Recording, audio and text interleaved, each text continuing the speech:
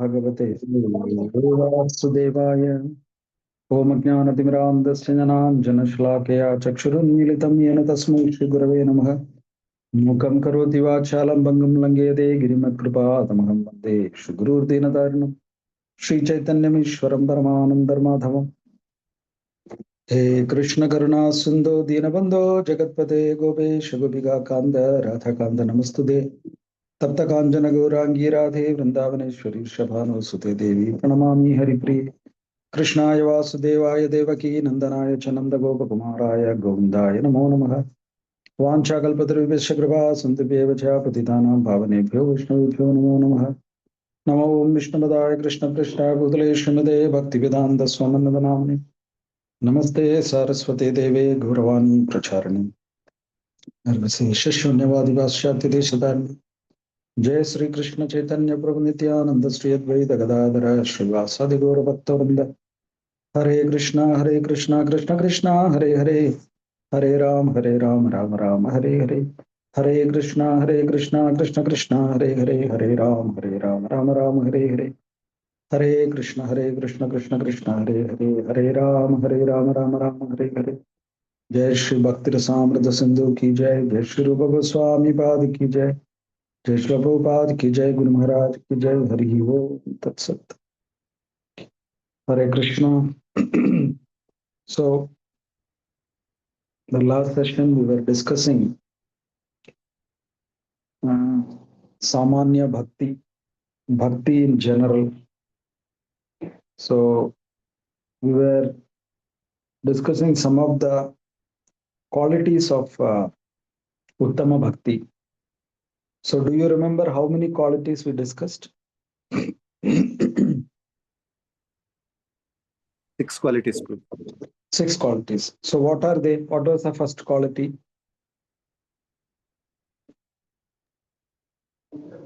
Kleshagni. Kleshagni. Destroys the suffering. Yeah, destroys the suffering. So sufferings means how many types of sufferings are destroyed?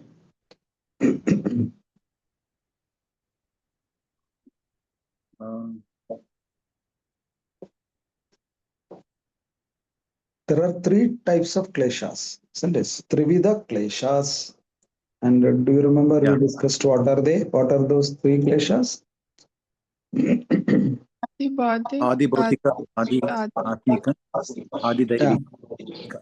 Yeah, Adi Bhautik, Adi Daivik, and Adhyatmik. So all the kleshas are destroyed when we practice Uttama Bhakti. So this is the first quality of Uttama Bhakti. What is the second quality? Shubhada. Huh? Shubhada. So that Shubhada. is Shubhada. Okay. bestows So all Shubhada means which bestows all kinds of auspiciousness. So in the first place, why do we experience something inauspicious? It is because of our papa, isn't it? So we also discussed klesha. The immediate cause of klesha is what? What is the immediate cause?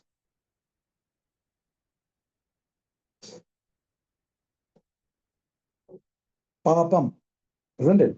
The immediate cause of klesha is papam. Papam means sinful reaction. Now, what is the cause of papam?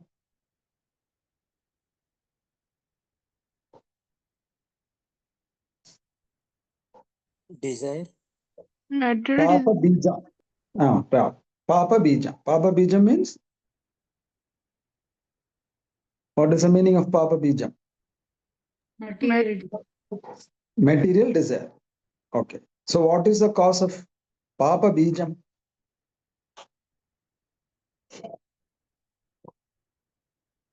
Ignorance.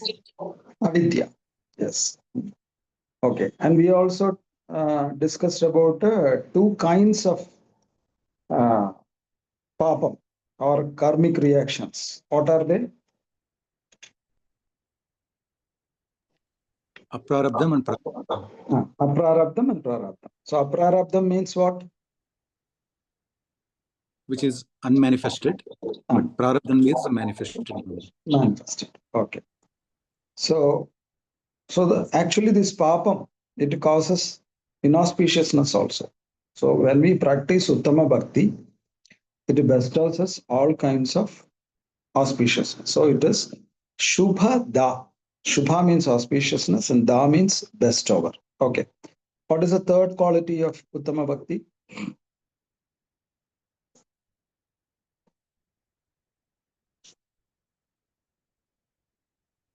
Moksha.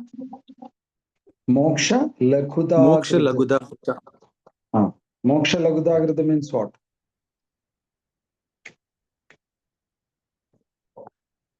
Lakhu means very small, insignificant. So when we practice bhakti, moksha becomes very insignificant. Actually, out of the four purusharthas, moksha is considered as the topmost. So what are the four purusharthas?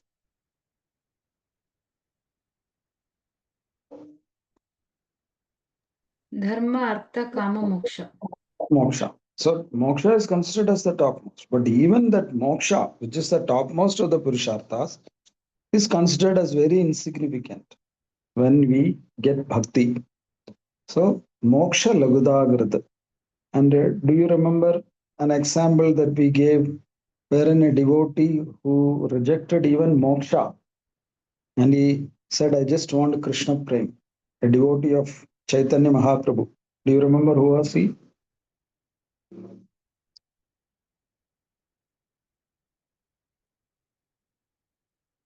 Kolavecha Sridhar. He is a seller of, you have read Chaitanya Charitamrita, you'll see he's a seller of banana stems, banana leaf. He's a very simple person, living in ultimate, absolute poverty. He finds money to buy food by selling banana stems in Navadvip, in Mayapur, and Mayapur is full of banana plantain trees. And who will buy banana stems? Every house has got a plantain tree. So he will not have a very great business. Hardly he'll get a few paisas, something to just buy food. But when such a person was asked by Mahaprabhu, what do you want? I can make you the richest person in the world. I can give you all opulences. Polavacha Sridhar said, I don't want anything. I just want Krishna Prem. So everything is in front of Bhakti, Krishna Prem. Everything becomes insignificant, especially moksha. So that is why the third quality of Bhakti is known as moksha laghudha krita. What is the fourth quality?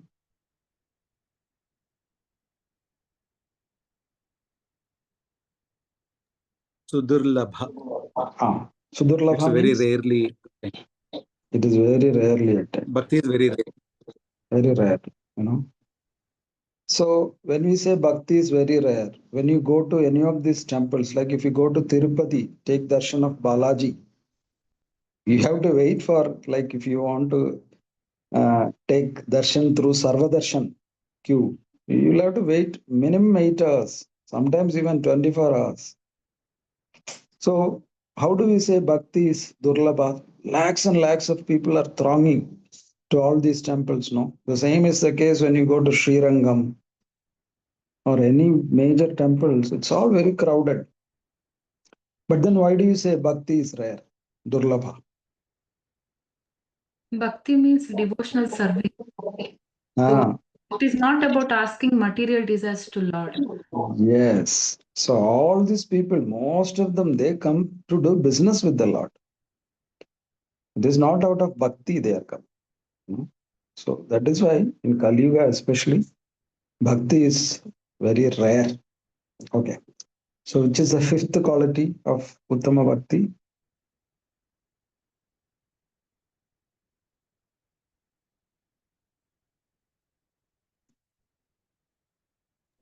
Sandrananda Visheshatma. That means? Sandra is very condensed bhakti. Sorry, condensed. And Ananda is bliss. So it's a condensed. It is condensed bliss. Bliss. Happiness. So Santrananda Visheshatma means what? Bhakti manifests in concentrated form. Bhakti manifests what in concentrated form? Bliss in concentrated. Bhakti manifests concentrated contents to bliss. So sometimes people will ask, if you are simply practicing bhakti and you don't want anything in return, then why do you practice bhakti? Of course, when you practice bhakti, naturally you get so much of bliss. You become very blissful. And that is the goal of, that is the very nature of a living entity, a jivatma, anandamayobhyasa. We are all seeking bliss. And just by practicing bhakti, you will get the topmost bliss. Okay. The sixth quality.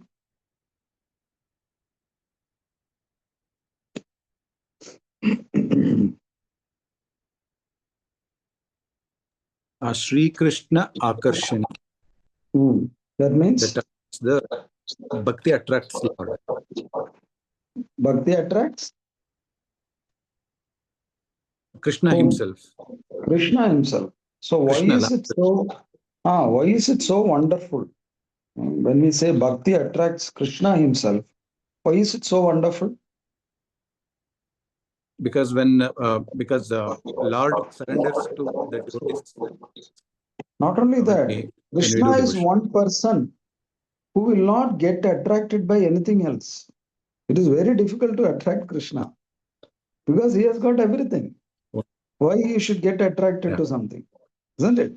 The very name Krishna means what? What is the meaning of the name Krishna? All attractive. All attractive. All attractive. Yeah. So it is very difficult to attract a person who is already all attractive. But that person is attracted by bhakti. So Sri Krishna Akarshani. That is another wonderful quality of Uttama Bhakti. Okay. So today we will discuss about the types of Uttama Bhakti. So now we are starting the second wave. So as you remember, there are 4 waves. The first wave was discussing Samanya Bhakti, Bhakti in general. And the second wave is discussing Sadhana Bhakti. To be very specific, it comes under the category of Uttama Bhakti, but the second wave specifically starts discussing Sadhana Bhakti. So in this second wave, there are 309 verses in the Bhakti Rasamrita Sindhu, the original manuscript. There are 309 verses. Out of those 309 verses, the first 5 verses, they discuss types of Uttama Bhakti. So we will see there are 3 types of Uttama Bhakti, and the first 5 verses are discussing the types of Uttama Bhakti. And from verses 6 to 269 till the 269th verse, why the Sadhana Bhakti is discussed. That is another type of Sadhana Bhakti. So why the Sadhana Bhakti?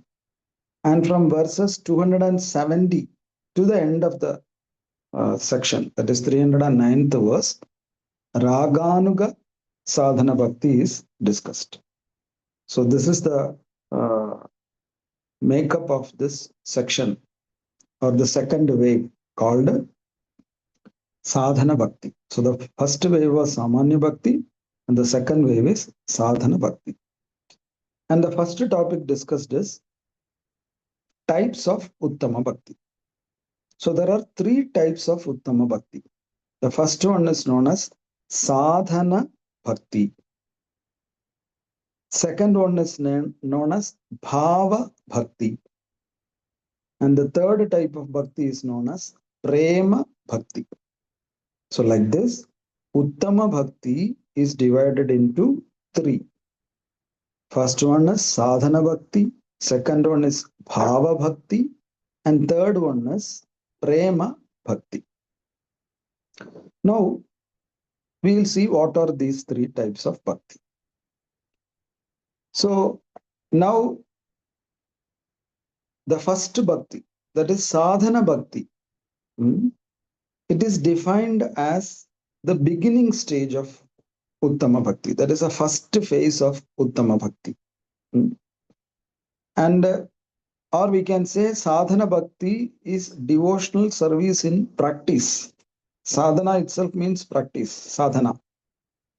So that is devotional service in practice.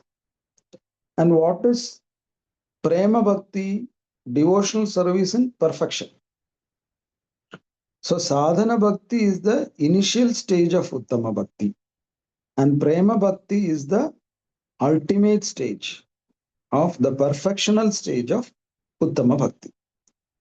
Now, that stage which comes in between sadhana bhakti and prema bhakti is known as bhava bhakti. So, is bhava bhakti sadhana bhakti? No, it is different. How is it different?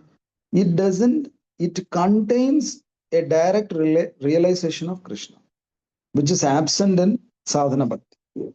We are all sadhana bhaktas. So we don't have a direct realization of the Lord. But when you go to the stage of bhava bhakti, there is a direct realization of Krishna. So it is different from sadhana bhakti. And how is it different from prema bhakti? It is different from prema bhakti because in the stage of bhava bhakti, there are still some anarthas lingering inside the devotee. You are not completely purified of the anarthas. So there is a famous example of a devotee who fell down from his state of bhava bhakti in Bhagavatam. Do you know who is the devotee? Bharat Maharaj. Yes, Bharata Maharaj. Bharata Maharaj advanced to the stage of bhava bhakti. But since he did not reach the stage of perfection, he fell down. So why he fell down? He still had some anartha. So he had to take birth as a deer and then Jada Bharata, and finally he perfected his bhakti. So that is the stage of bhava bhakti, and the rasa has also not fully manifest in bhava bhakti. We all have a particular rasa with the Lord. So that is also not fully manifest in bhava bhaktas, in the stage of bhava bhakti. So that is how bhava bhakti is different. So to summarize, sadhana bhakti, there are three types of Uttama bhakti: sadhana bhakti, bhava bhakti, and prema bhakti. Sadhana bhakti is the starting stage of Uttama bhakti, and prema bhakti is the perfectional stage of Uttama bhakti, and the intermediate stage is known as bhava bhakti. Now, how is sadhana bhakti defined? So, sadhana bhakti is defined like this: it is the practice of bhakti executed with the senses. That is the first condition of sadhana bhakti. In sadhana bhakti, devotional service is executed with the senses. Now, when we say senses, how many senses do we have? How many senses we have?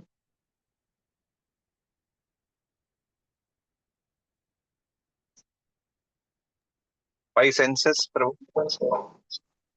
No, we have got 10 senses. Which are those 10 senses? Anyone knows? They are categorized into two. Karmendriyas and Jnanendriyas.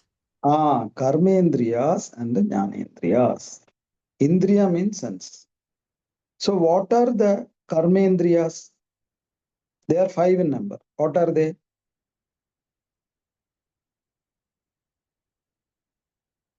Vak, Pani, Upastha, Payu, Pada.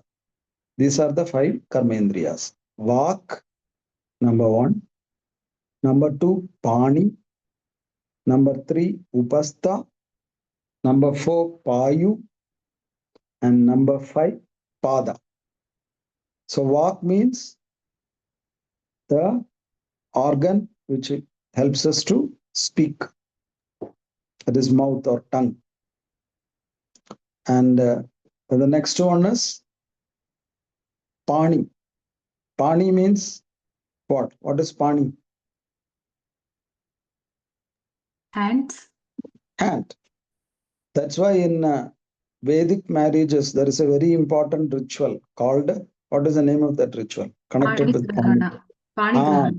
Pani Grahan. That is, the bride's Pani, hand is held by the groom. So, Vak Pani. Upastha means the reproductive organ. Payu means the anus. And Pada means the legs. Pada. So, these are 5 indriyas and they are known as Karmendriyas or Jnanendriyas. What are they? Karmendriyas. They are Karmendriyas. So why are they known as Karmendriyas? Because actions are in. involved. They help us to do karma, action. They are the external organs that help us to do various karma. So they are known as Karmendriyas. So the second category is, which are they?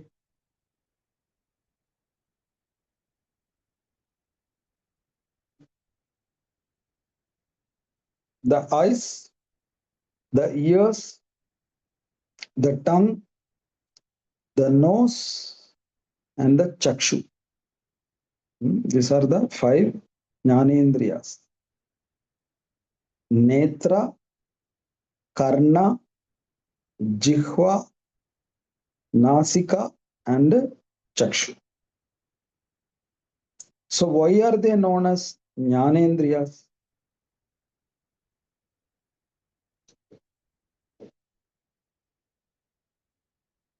Because through those organs only we will perceive the things and intelligence works.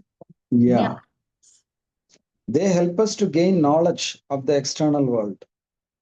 So that is why they are known as Jnanendriyas. So now, what is sadhana bhakti? Sadhana bhakti is the practice of bhakti executed with the senses. Senses means both karmendriyas and jnanendriya. And ideally, this sadhana bhakti should take you to the next stage of bhakti, that is bhava bhakti. Then you are practicing sadhana bhakti. Now, why are we practicing sadhana bhakti? Why we practice sadhana bhakti is the ultimate aim of sadhana bhakti is to fix the mind on Krishna. Mana Krishne niveshayad. That is the ultimate. If someone asks you, what is the goal of sadhana bhakti? What are we trying to do by practicing sadhana bhakti? Then we should say, Mana Krishna niveshayat. Somehow I want to fix my mind on Krishna. So somehow you fix the mind on Krishna. That's what the Acharya said. Somehow you should fix them. That is why in Bhagavatam, Narada Muni is speaking to Yudhishthir Maharaj. And he's saying somehow or other, one has to concentrate one's mind and senses on Krishna. That is the aim of sadhana bhaktas. And he says, if it is not a direct method of bhakti, you can even use Vaira to focus your mind on Krishna. What is Vaira? Vaira means what?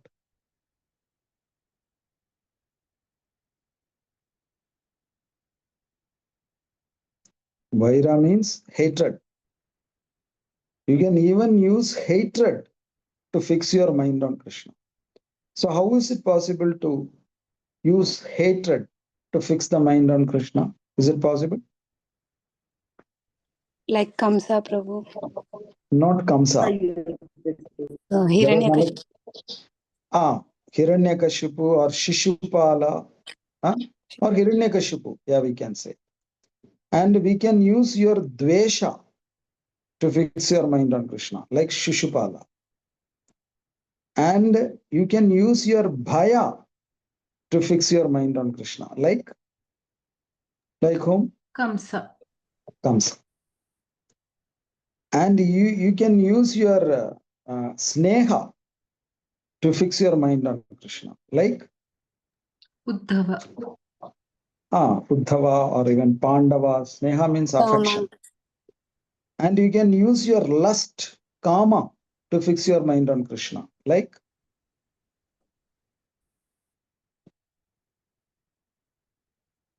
Trivakra. You know who is Trivakra? Is she Tribhuja, Prabhu? Kubja. Kubja. It's known as Kubja. Who is she? She's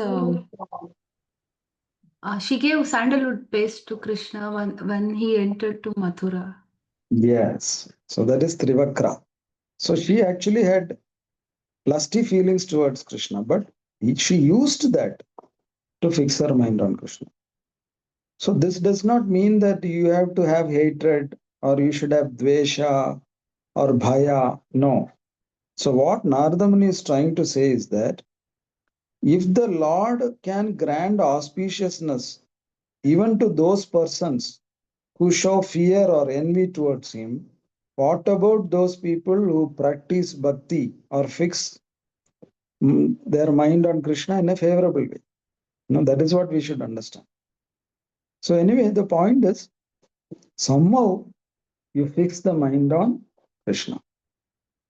So it is the duty of all the spiritual masters and acharyas to guide their disciples in ways as to how to fix their mind on Krishna. So in Kali Yuga, actually, there is no confusion. There is only one method recommended to fix your mind on Krishna. What is that method? Sankirtan. Hare Krishna Mahamantra. Hare Krishna Mahamantra. Chanting of Hare Krishna Mahamantra. Yeah. That is the only recommended way. But that is a foundational way. But otherwise, we should mold our daily life in such a way that somehow we can remember Krishna. So that is the reason when we visit the homes of devotees, we see beautiful paintings of Krishna Lila in all the rooms, in the hall, not only in puja room. That is the difference between the home of a non-devotee and a devotee. In the case of non-devotees, they will have the picture of the Lord only in the puja room, of course, if they have a puja room in the first place. Nowadays, many homes, they don't have a puja room.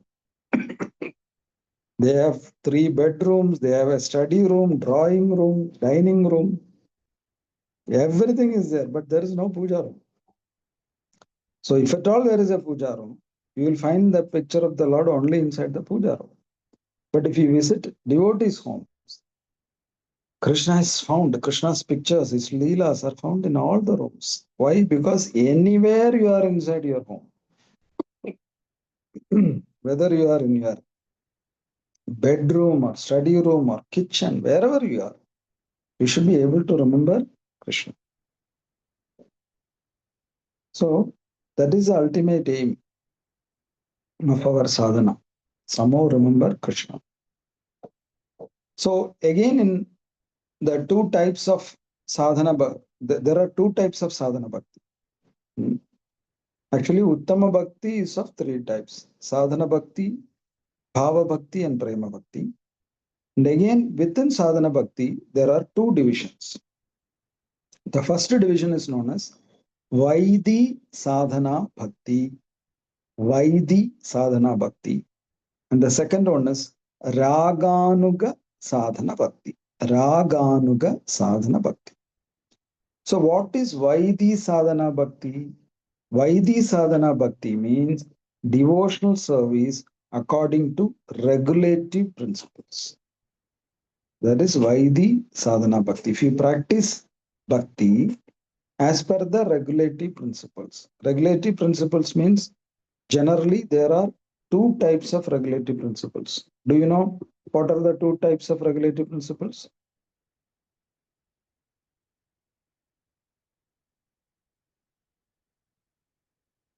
Yama and Niyama, or Vidhi and Nishedha. So what is the difference between Yama and Niyama?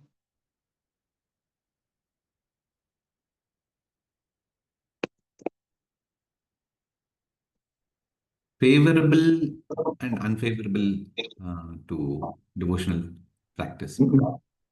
That is do's and don'ts. Yama is don't. Don't. Niyama is do's. For example, can you think of an example for Yama?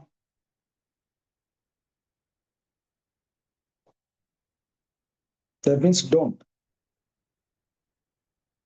The four regulative principles. Of course, come the four under regulative principles, they are Yamas. And what is a Niyama? Do. chanting the prescribed rounds. It's like 16 Chanting rounds prescribed minimum. rounds. That is Is niyama. So, yes. So when Bhakti is practiced according to the regulative principles, then it is known as Vaidhi Sadhana Bhakti. And when spontaneous devotional service is rendered out of natural love and attachment, then it becomes Raganuga Sadhana Bhakti. In the first stage, in Vaidhi Sadhana Bhakti, there is no spontaneous attraction. There is no natural love or attachment. But then we do it because we are supposed to do it. Because the regulative principles instruct us to do that. Our acharyas insist that we should do this. So since we do or practice bhakti as per the regulative principles, it is Vaidhi Sadhana Bhakti. Then gradually when you practice Vaidhi Sadhana Bhakti, you will start generating love and attachment for those practices. Then you come to the stage of Raganuga Sadhana Bhakti. Now, what is Vaidhi Sadhana Bhakti? There is a definition for Vaidhi Sadhana Bhakti. When the activities of bhakti arise not out of attachment. In Sanskrit, the word for attachment is raga or natural taste. Sanskrit word is ruchi. Then it is Vaidhi Sadhana Bhakti. So two things are missing here in Vaidhi Sadhana Bhakti. You are practicing bhakti, but two things are missing. What are the two things that are missing in Vaidhi Sadhana Bhakti? Ruchi. Love and ruchi. Raga. Raga means? Attachment. What is raga? Attachment. So raga is missing and ruchi, taste is missing. But even then you practice.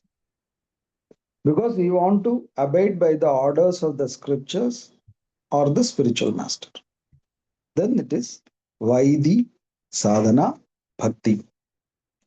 For instance, now this is Kartik month.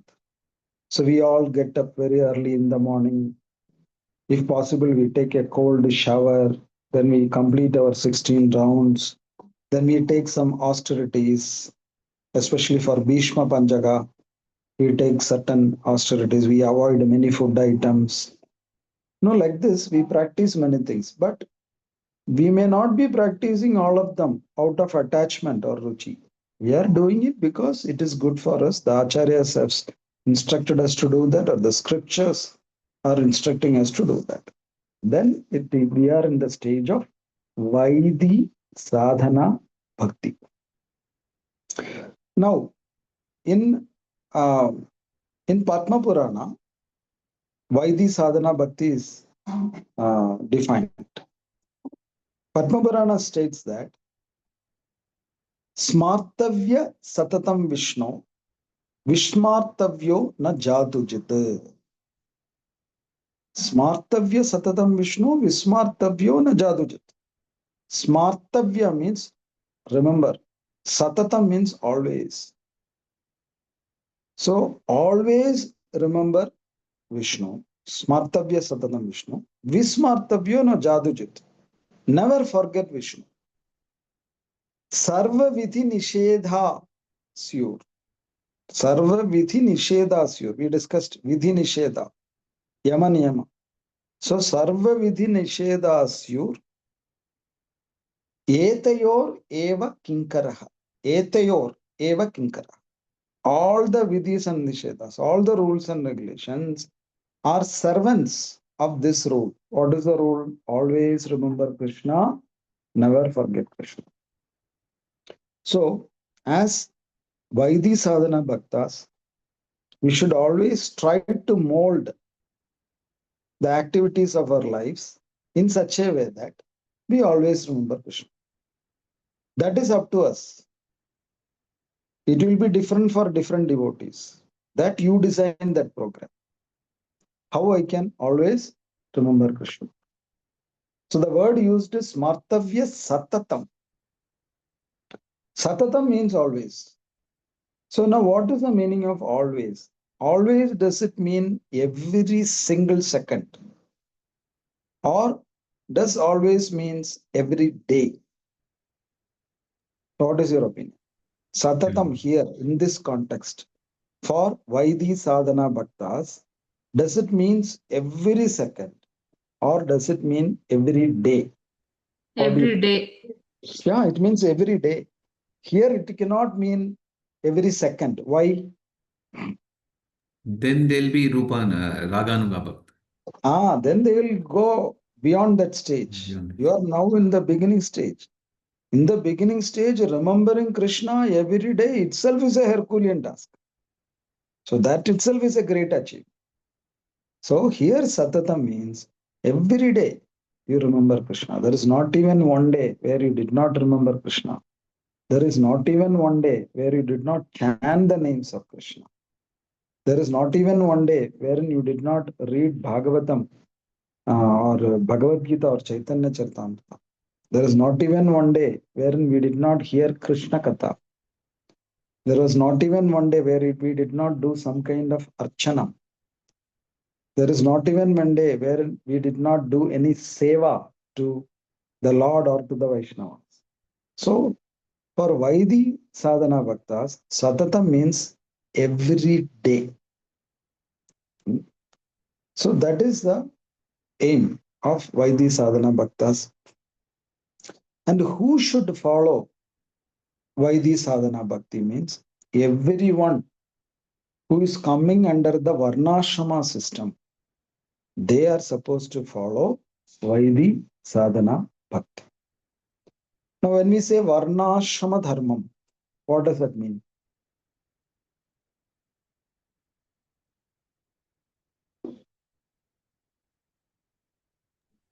What is Varnashrama?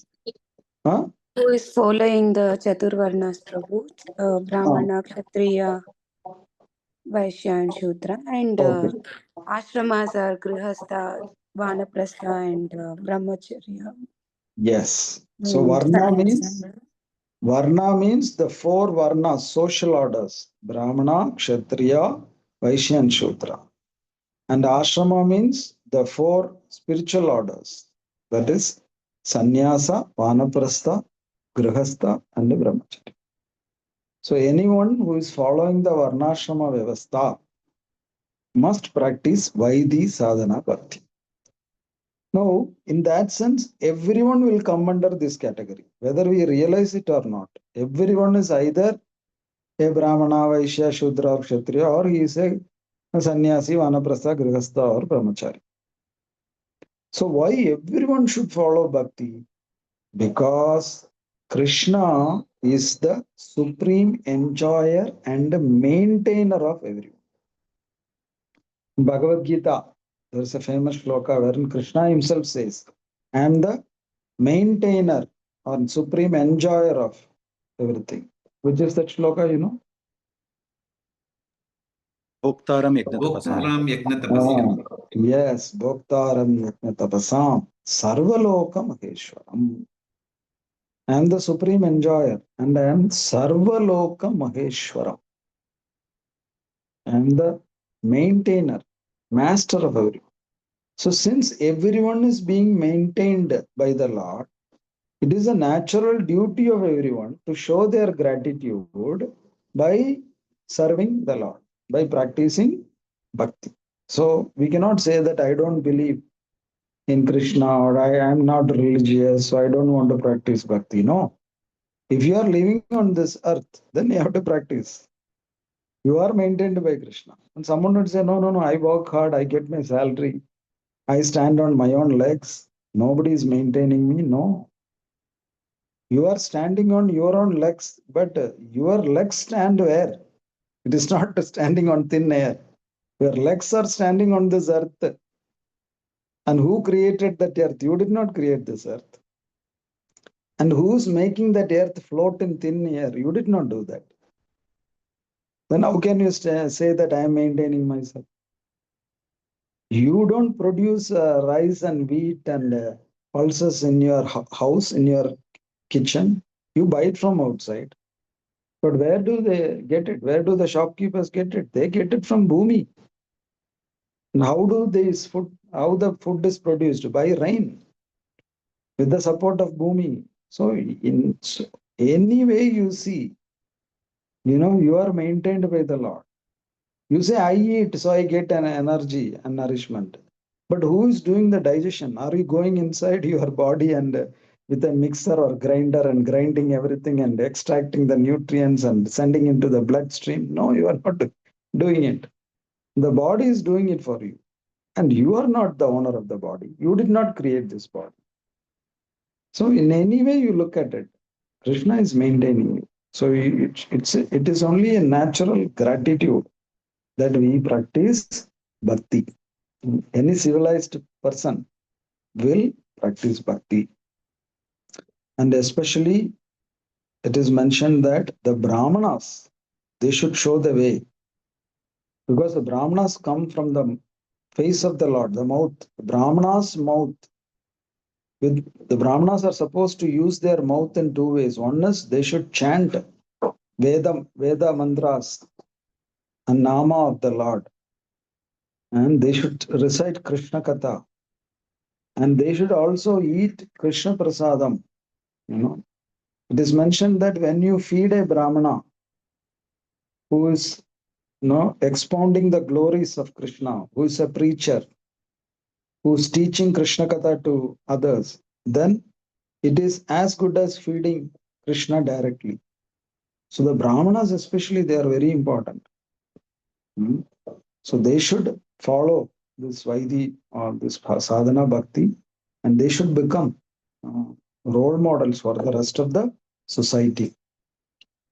So now we may ask, what is the result of, what benefit do we derive by practicing Vaidhi bhakti? So here Rupa Goswami is saying, one will attain perfection both in this life and the next. A devotee is happy and content, not only in the spiritual world. Sometimes devotees think that this is Dukkhalayam. Here we should sit and cry only. There is no other way. No, nothing like that. When you become a devotee, even in this material world, even in this Dukkhalayam, you can become happy and blissful. And once you leave the material world, anyway, you are going to Goloka or Vaikunta, which is a world of bliss. So devotees are always blissful.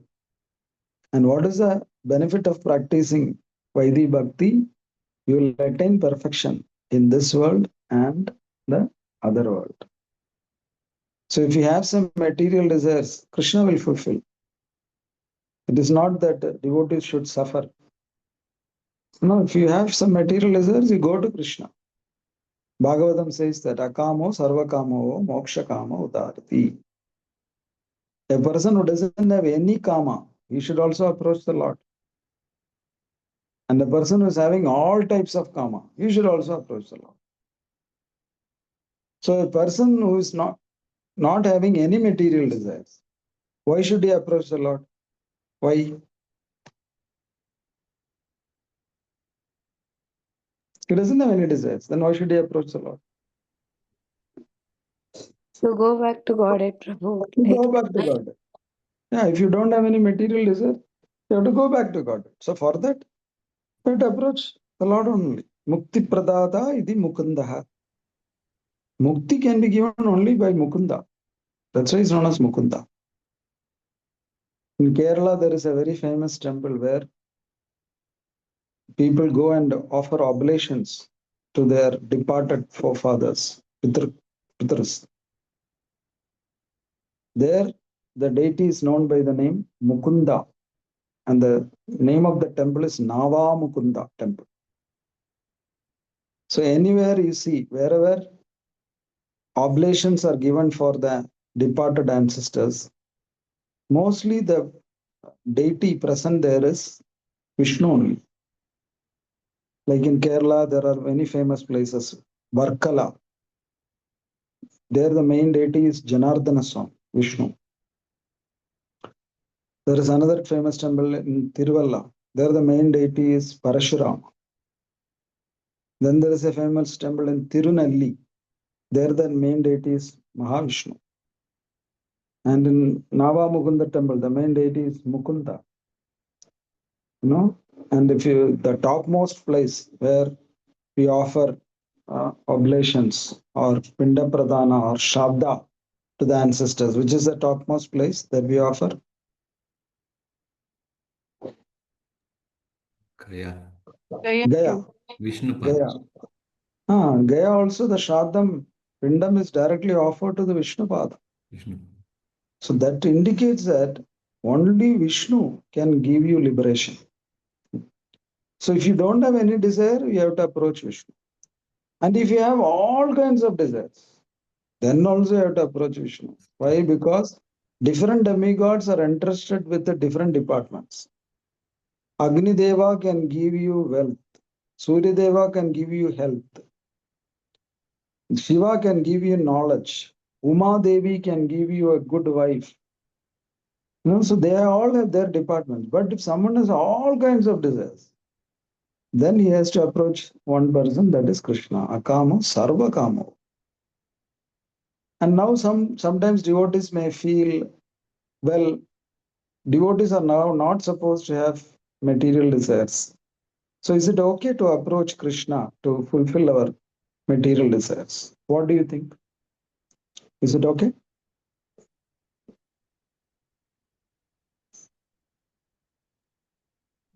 In the purest form, no, but as they progress, they may have little for the convenience of making bhakti better.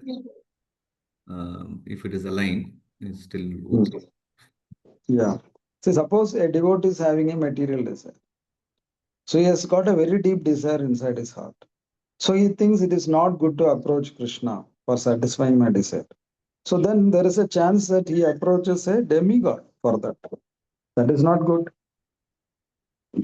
So the scriptures are saying, even if you have material desires, it's okay. Don't worry. You go and ask those boons from Krishna himself. Now you will get your boon satisfied if you approach a particular demigod, and you can also get it sanctioned from Krishna. Now, what is the advantage of going to Krishna instead of going to a demigod? What is the advantage? So Krishna will grant the material desires or fulfill the material. Also, he will help us to get out of it. Yeah. So Krishna will not simply grant. He will grant in such a way that in due course of time, you become free of that material desires. And another advantage is Krishna will only grant those desires which are good for you. Sometimes whatever you are asking from Krishna, that may not be good for you. You don't know. Just like a child who is having a cold, it will demand ice cream from the parents. If the parents are there, they will deny. They will say, no, you cannot have ice creams now. You already have a cold. But if that same child asks ice cream from a neighbor, uncle in the neighborhood who likes that child, he may buy and give. Oh, after all, poor child, let him have. He will buy an ice cream and give. But the parents will not do that. So that is the position of Krishna. Krishna will first see whether this material desire is good for you. If it is not good for the devotee, then he will not sanction. And even if he sanctions, even when he sanctions, he will sanction it in such a way that after some time you will become free of those desires. So that's why don't hesitate to go and ask material desires from Krishna, thinking that no, it is not the etiquette. If you have a deep desire, either you try to remove that desire, or if it is you are not in a position to remove that desire, go and approach Krishna and ask for it. There is nothing wrong in that. Okay. Now in Narada Pancharatra, Vaidhi Bhakti is defined like this. Narada Pancharatra says that all activities prescribed in the scriptures aimed at the satisfaction of the Lord are called Vaidhi Bhakti.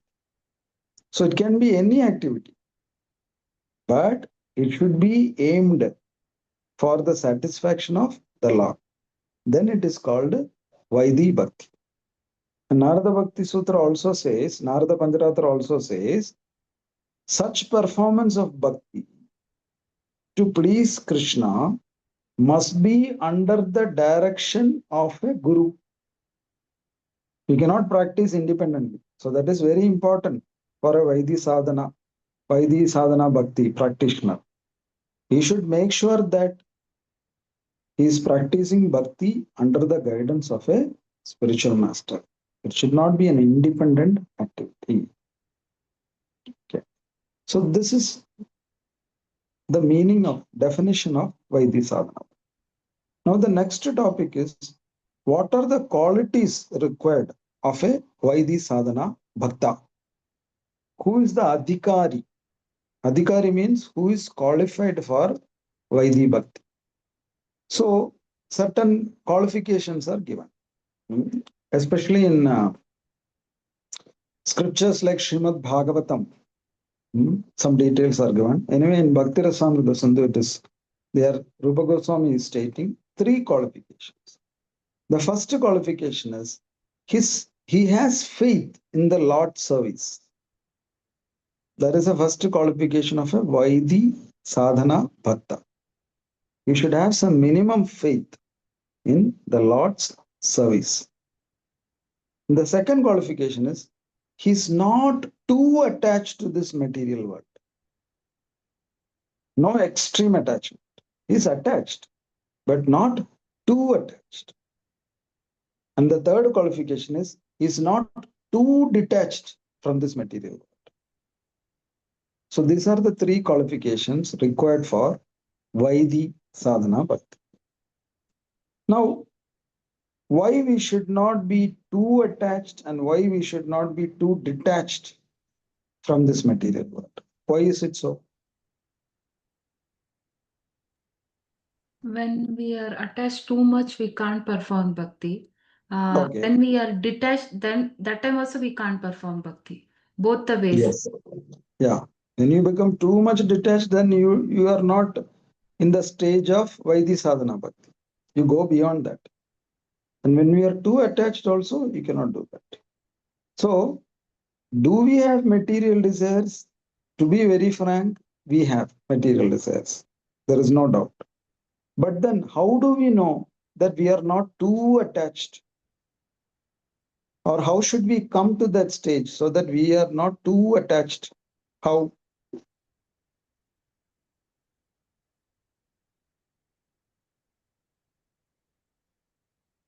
So a devotee who has got material desires, he goes to the Lord and prays for that. So when he prays, what kind of mentality he should have when He he's praying doesn't for? get disappointed if he's not receiving it, Prabhu. Yes. So he should go with such a mindset. Oh Krishna, I need this. I think I'll become happy if I receive this. But then I don't know. You know better than me. So if you think it is not good for me, you don't have to give it to me. And if you don't give it to me, I will not be disappointed. So that is the mindset we should have. We should not become adamant. But somehow I should get it. Don't be adamant. Always leave the final decision to Krishna. You can always suggest. That is what they say. Man proposes and God disposes. You can always propose. But don't be adamant. Leave it to Krishna.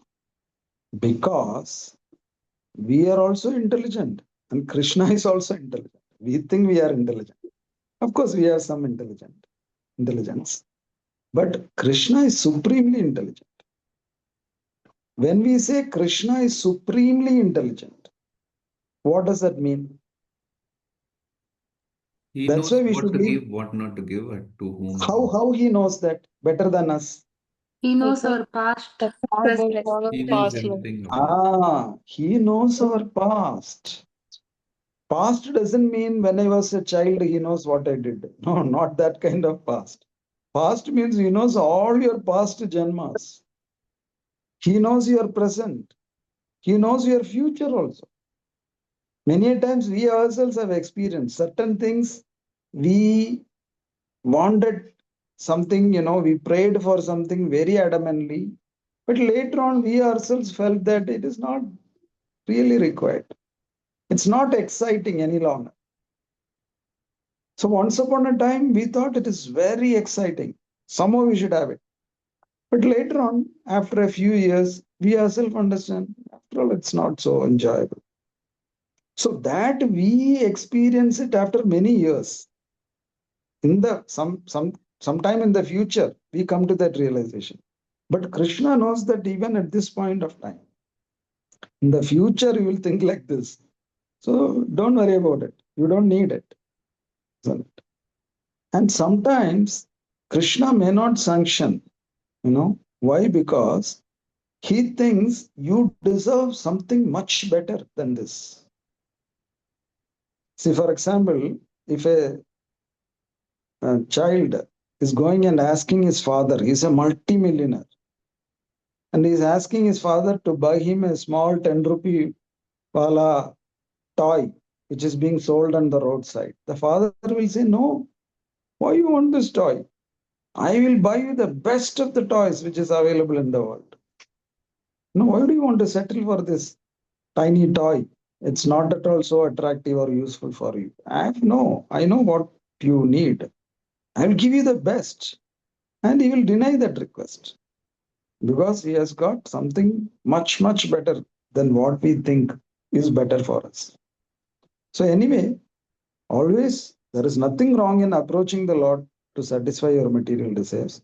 But even when you approach the Lord, go with this mindset that in case Krishna doesn't sanction it, it is for my own welfare.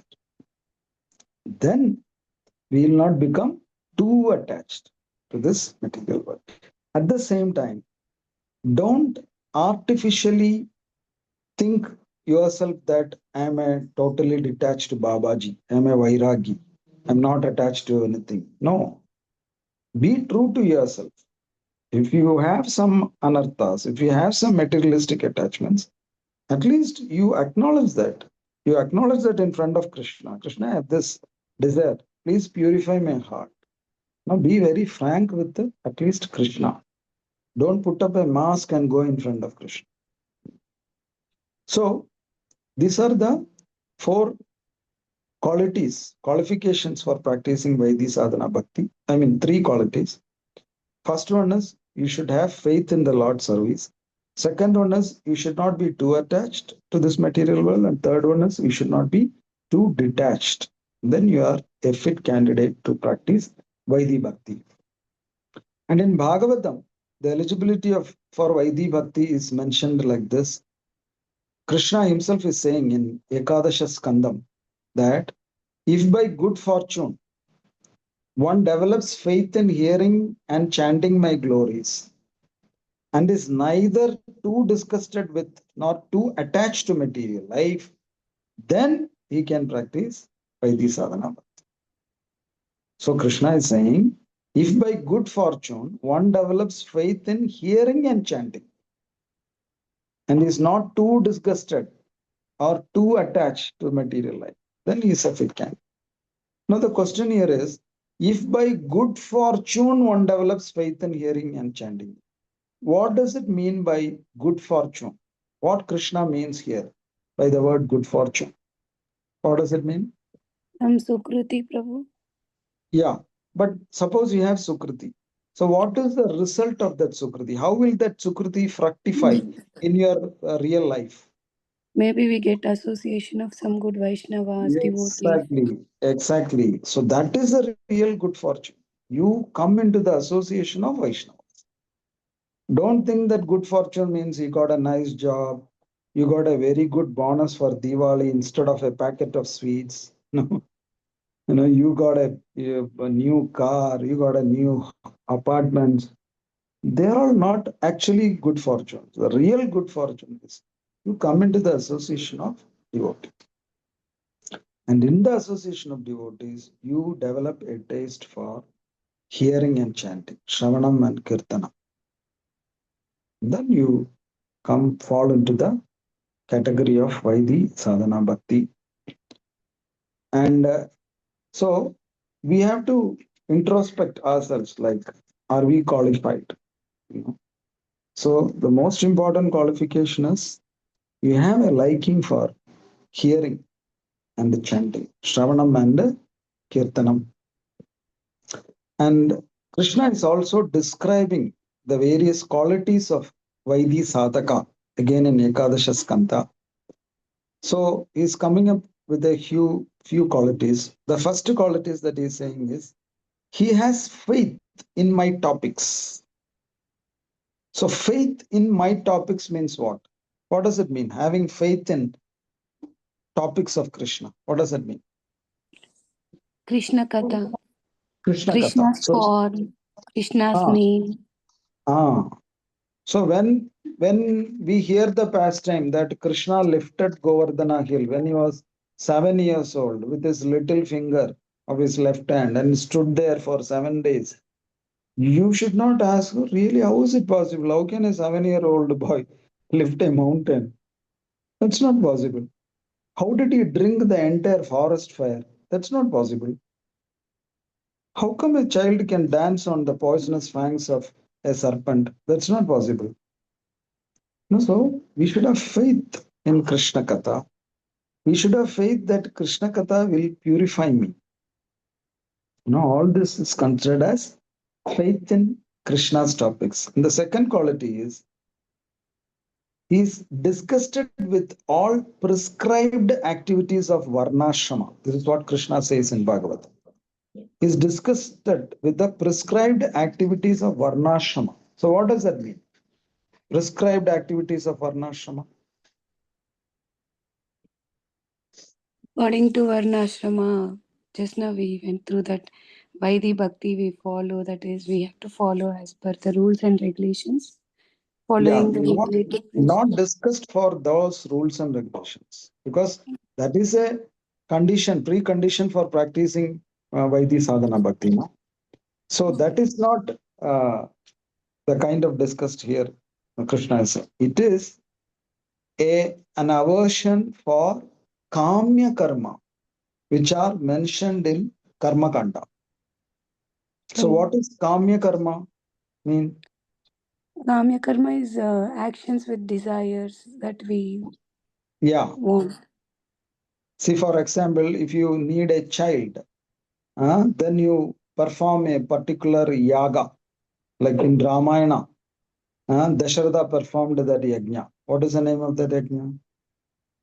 Meda. Putra Kameshti. Putra Kameshti. Putra Kameshti yajna, isn't it? Putra Kama Ishti. Ishti means yajna. Putra Kama means in desire of a putra, isn't it? So there are so many rituals that are recommended by the Karma Kanda section of Vedas to satisfy our materialistic desires. When you get disgusted after some time with this, then you are an ideal candidate for practicing Vaidhi Sadhana Bhakti. Then the third quality is knowing that all sense gratification leads to misery. This realization. Maybe not 100% realization, but at least you know by experience, from the experience of others around you, that this sense gratification, it externally in the beginning looks like blissful, but finally it all ends up in misery. For example, if someone wants to do sense gratification through his tongue, he wants to eat all tasty foodstuffs. Some people, they are globetrotters. One primary objective why they travel around the world is to eat all the delicacies which are available in different parts of the world. And they are very proud of saying that. And they say that, okay, I ate snake in Thailand. I have eaten snake. I have eaten a frog in Vietnam. They are very proud about eating snakes and frogs and scorpions and cockroaches and tadpoles, whatnot. So suppose a person is behind satisfying his tongue constantly. So he finds a lot of happiness in the beginning. But finally, he will end up in misery. What misery he will get? Disease. Disease. He will get the BP, sugar, cholesterol, everything will be waiting in the queue. When you are young, they will wait. But once you cross 30, 40, then they will all come. Isn't it? So finally, you'll realize that, oh, I should have controlled my tongue. Now I have so many diseases that I cannot even eat my daily ration of rice, dal, and sabji. Even that is restricted at the age of 40 itself. Isn't it? So finally, all the sense enjoyment, whatever you name it, it all will finally end in misery. So when you have that realization, then you are able to practice Vaidhi Sadhana Bhakti. And the fourth qualification Krishna is saying, even though you know that material sense enjoyment will end up in misery, you still are unable to renounce all kinds of sense enjoyment. You know it will end up in misery, but you are not able to completely forsake those tendencies for enjoyment. So if that is a situation, then what should we do? We have a tendency to enjoy the senses, material pleasures. Then what we should do? We are not able to leave that. What we should do? We should do it in a limited way, surrendering to Krishna. Like even if we are eating, we are offering to Lord, taking in a minimal way, whatever is possible. Yes. So you should do it in a dharmic way. You want to eat all kinds of tasty food stuff, fine. But then you first offer it to Krishna. And before offering it to Krishna, see if it is fit to be offered to Krishna. You cannot offer snakes and scorpions and cockroaches to Krishna. So you have to, follow certain rules and regulations. So do it in a dharmic way, so that gradually you will come out of it. So that is the fourth quality. And the fifth quality is he should remain happy and worship me. So he should have a tendency to worship the Lord. And generally he should be happy. That is one quality that we devotees should have. We should not be always very morose, thinking that, oh, why Krishna put me in this dukkha? Why I am in Bangalore? Why I am stuck in Bangalore traffic for hours together? Don't be morose all the time. Understand that it is dukkha, but generally try to stay happy because we are under the protection of Guru and Krishna. And the sixth quality is we should practice bhakti with the faith and conviction. We should be convinced that one day I'm going to come out of all this miseries. One day I'll go back to Godhead. That conviction should be there. And the seventh quality is, even though that person is sometimes engaged in sense enjoyment, he knows that it will lead to misery, and after enjoyment at least, he will repent for it. Oh, I must not have done it. For instance, now Bhishma Panchaga is coming up. So some devotees, they feel, no, I am doing Ekadashi, I will not observe Bhishma Panchaga. Then they nicely eat. But then after eating, when they see so many other devotees observing Bhishma Panchaga, they'll feel bad. Oh, I could have controlled my senses. All these days I'm eating only. For 5 days, I could have controlled. No? So I could have pleased Krishna. And this year, Krishna is very merciful with the Bhishma Panchaga. You know why? There is extra mercy. He's giving Huh? 4 days only. It's 4 days, Prabhu. It's not even 5 days. Krishna is very merciful. The scriptures say that you should practice austerities to please Krishna on all 365 days in the year. It is not that only 1 or 2 days. But if you are not able to do that, the scriptures say, okay, I understand you are not able to do that on all the days. Then what you do for 6 months, for Uttarayana. At least for 6 months you practice. Then if someone says, no, 6 months it is difficult, then the scriptures will say, okay, you practice for the 4 months. Chaturmasya, you practice. No, 4 months it is very difficult. Then the scriptures will say, okay, you practice for 1 month, Kartik month. You observe tapasya. No, that itself is also very difficult. 30 days is too much. Then the scriptures will say, okay, at least you follow for 5 days. The last 5 days of Kartik month. No, the scriptures, the acharyas are coming down to the bare minimum. And even that, if I am not able to follow, then I should feel little guilty, if I don't follow it. So when you repent after you do sense enjoyment, then that is a good indication that, okay, you are a fit candidate for following Vaidhi sadhana bhakti. But that, please don't make it as a regular practice. I will enjoy and next day I will repent. That should not be a regular practice. So anyway, these are all the qualities given for practicing Vaidhi sadhana bhakti. And Krishna is also, in Bhakti Rasamrita Sindhu, Rupa Goswami is also talking about qualification for karma. Some people, they say that we are karma yogis. We give importance to karma. So who should practice karma? Who is too attached to sense objects. If someone is too much attached to sense objects, then he is qualified to take the path of karma. And if someone is completely disgusted with the sense objects, then he is qualified to take which path? Any idea? Completely disgusted with all the sense enjoyment. Then he is fit for which path? Path of Vairagya. jnana.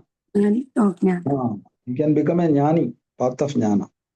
And if one is devoid of extreme attachment or detachment, then he is qualified to take up bhakti. But How about mystic yoga, Prabhu? Does that fall under jnana only? Yeah, mystic yoga also, like they want the siddhis. They want all mystical opulences. Then they practice Ashtanga yoga. So everyone who is attached to sense enjoyment actually can practice bhakti. That is what Srimad Bhagavatam is saying. If you come to the association of devotees. So generally in Kali Yuga, we see that people are all attached to sense enjoyment. Even for one day, even for a few hours, it is very difficult for them to keep away from sense enjoyment. So for them, Bhagavatam says, you come to the association of devotees. Then gradually, with the association of devotees, you will feel like practicing bhakti, taking up certain austerities. Like for instance, that is why we encourage, we go out into this material world and encourage people to offer ghee lamps to Lord Damodara. Because that is a baby step, For some people, that itself is a big austerity. Oh, I have to rotate 4 times for the feet, 2 times for the waist, and 3 times for waist, and again 7 times. Oh, such a big work. No, is there anything more simple? No, even that itself is difficult for some people. But then we say, no, you try. Even if your hand pains, we have some pain balm. We'll take care of it. We'll give you some prasadam if you do this austerity. And people do that. And that's a baby step. And then gradually, by the association of the devotees, they come to the level of taking more austerities and they get into the path of Vaidhi sadhana bhakti. So as devotees, it is also our duty to bring more people into bhakti. And this auspicious month of Kartik is a wonderful opportunity to do that, because it's a very easy thing to do. To offer ghee lamps. They don't have to bring the ghee lamp. They just have to offer it. So it's a wonderful opportunity for all of us to bring so many conditioned souls to bhakti. So anyway, we'll stop here if you have any questions.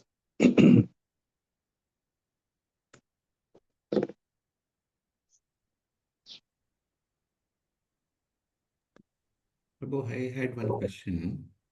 Mhm. You mentioned that even if we have that material desire, it is okay to express. Don't keep it inside or don't hide it in front of the Lord. The Lord will anyway find out that internally this one desire is there for this person. Is that how do we understand that, Prabhu? So your question is, should we express it in front of the Lord, or should we think that anyway the Lord is Antaryami, Paramatma? He will naturally know. We don't have to express it. Is that your question? Yeah, sometimes even to ask, we may hesitate saying that, okay, it may be material desire.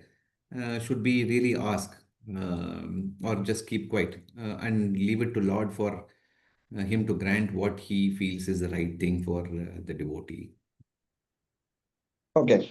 See, there are two ways of looking at it. If you are mature enough to understand that the Lord knows our heart very well, even better than ourselves, and the Lord will definitely know that we have this material desire inside our heart. And if it is really good for us, He will sanction it. So we don't have to even pray for it. Pray for it. But then, yeah, there is another way of looking at it. This is an opportunity for us to communicate with the Lord. Express. This is an opportunity to open our heart in front of the Lord. This is an opportunity to consider Him as our friend and tell Him, oh, Krishna, I have this desire. I know this is not good for my spiritual life, but still I can't get over it. So what should I do? So you please think over it. If you think it is good for me, you please sanction it. Even if you don't sanction it, I will not be disappointed. But then you make sure that if you don't sanction it, somehow you remove that desire. Like that. It is an opportunity to go and converse with the Lord. So in that sense, it is good. Very good. Thank you, Prabhu. Thank you. Hare Krishna. Hare Krishna, Prabhu. In three types of karmas, right? Karma, karma, and vikarma. The karma kandis follow the karma side. They follow the scriptural, procedures to do their activities. So, is this a sadhana Vaidhi Bhakti is almost close to those karma activities or karma kandis? No, actually, because the motive of following those rituals is to satisfy their desires for material enjoyment.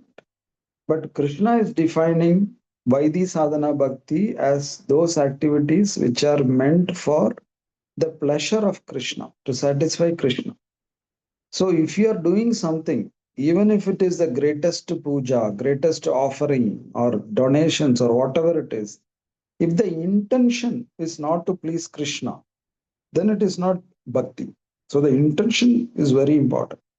Like sometimes people donate huge amounts to the temples, but then it may not be with the intention of pleasing the Lord. It may be with the intention of getting name, fame, and glory. So Krishna knows that. That's why he's known as Bhavagrahi Janal. So only when you come to the level of pleasing Krishna, when you perform activities with that intention, then you start your Vaidhi Sadhana Bhakti. Correct.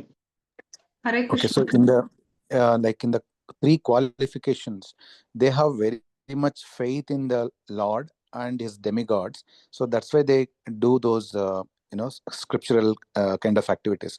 But at the second qualification, they fail because they are not uh, extremely attached. Actually, they are not extremely detached, right? So they are extremely attached only. They are not focused on the bhakti part of it. So that's why they are not eligible for Vaidhi Yeah. Bhakti is what you are saying. Okay. Yeah. Okay. Understood. Correct. Okay.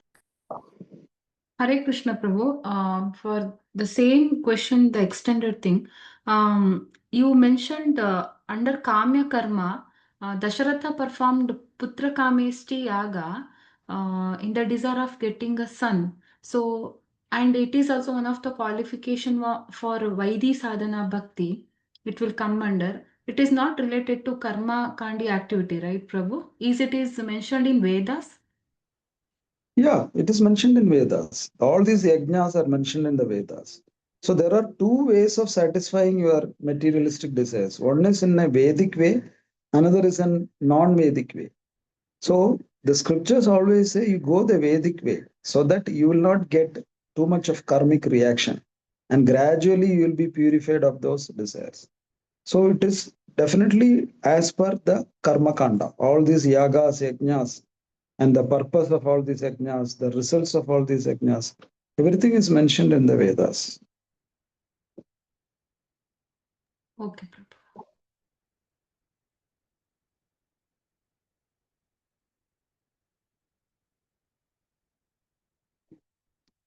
Okay, thank you so much. Jai Shri Prabhupada ki jai. Hare Krishna. Hare Hare Krishna. Krishna. Thank you so Thank much, you, Prabhu. Prabhu. Thank you, Dandavat Prabhu. pranam.